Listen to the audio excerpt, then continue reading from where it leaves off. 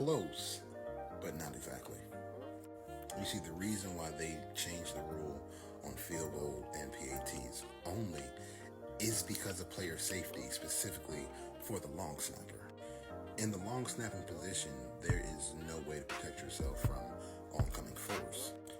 I'll show you why. Long snapper's body position is this. Feet are spread out wide so that they can see through their legs. Their head is facing towards either the field goal holder or the punter in the case of a punt. There is absolutely no way for the punter to protect himself because he has to send this ball 12 to 15 yards back this way. The moment this ball moves, these defenders are coming this way. So it's vastly different. When it comes to rules and player safety, typically rules are changed because a player is deemed unprotected or unable to protect themselves. And yes, defense does often unfairly get targeted with a lot of the rule changes for the sake of scoring and entertainment value. But when that happens, it often doesn't change the fabric of the game because it's not targeting a specific team or a specific play. For example, the Mel Blunt rule. It's what's known as the no contact with wide receivers after 5 yards.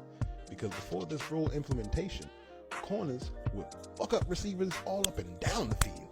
The most prominent and maybe violent of them being Mel Blunt, one of the great players of the Steel Curtain. So that rule change kept a lot more players healthy and improved the game for all teams.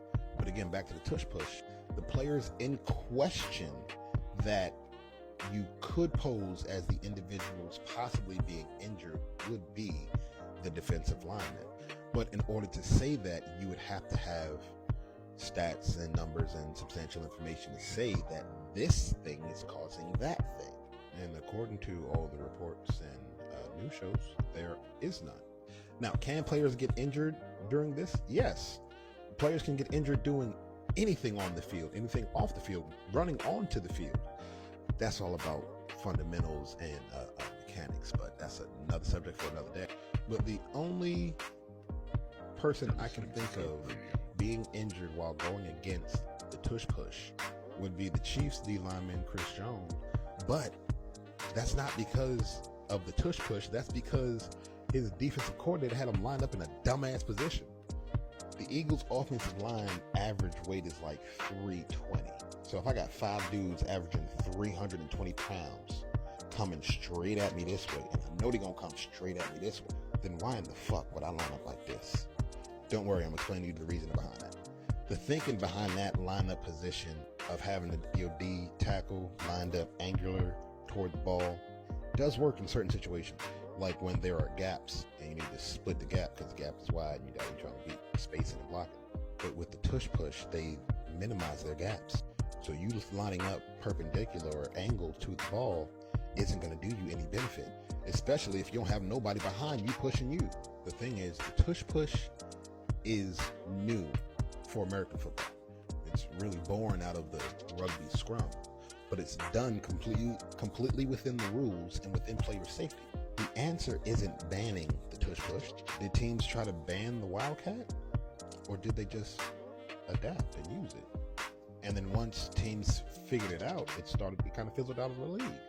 You see it sparingly here and there, but again, it was an innovation that worked really well for Miami. Other teams used it. Then teams started to figure it out, and you sort of used a little less, but it also merged into some of the evolution of, what's the RPO? It's just the way that coordinators think now. The Eagles aren't the only team to use the tush push. Various other teams use it in different ways. And truth is, if you don't like a play, don't allow that team to get into the position to use it. So if we were to be fair in the ruling of the tush push, a fair action might be, I don't know, maybe other teams get rid of their training staff and figure out what the fuck the Eagles got going on over there. I'm not saying change up your whole scheme and your team philosophy, but obviously they're doing something right over there. 5 O-linemen averaging 320 pounds, quarterback squat 900 pounds, running back squat 900 pounds. Do that, or change how you're choosing your players. The tush push isn't unfair. It simply highlights the cyclical nature of football. It's a resurgence of the run game, and the Eagles happen to be at the head of it. But the reason why it seems like such a disparity is because of the cyclical nature of the league. Up till about, I'll say, the early 2000s, the run game is what dominated and predicated the league. So you had those large power backs, as well as large O-linemen and large D-linemen and large linebackers. But as time went on, and the passing game and the spread passing game became more popular and profitable, well, defenses had to counteract that. Because with the spread offense, you got a lot more speed on the field on the offensive side. And so to match that, instead of picking bigger linebackers to fight a run game, you get faster linebackers to fight a pass game. And as that trend picks up, and athletes who see their future shifting work towards what is trending, you then get a generation of smaller, faster linebackers. Not small as in weak, but just smaller, compact. And this was helpful. You know, safeties down in the box, nickel, more hybrid player, and that lasted for a while. And then that became the norm. And because of the cyclical nature of football, just like once the run game dominated the game, and then the pass game had a resurgence or a surge and took over the game, now the clock is flipped backwards. While the pass game is dominating the game, the run game is making a resurgence. You're starting to see bigger backs.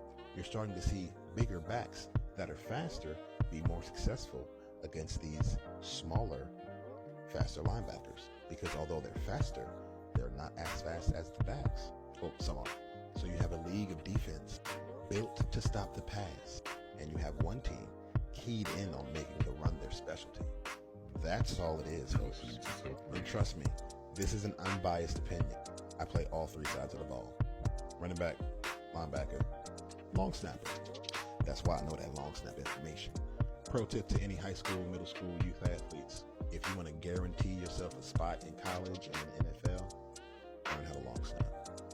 The two longest lasting positions in the NFL, the two positions that average the longest careers: quarterbacks and long snappers. Frankly, before Brady and Rodgers started this playing to your 40s thing, the oldest players on NFL rosters were long snappers. It's not a position of glory. It's a position of necessity.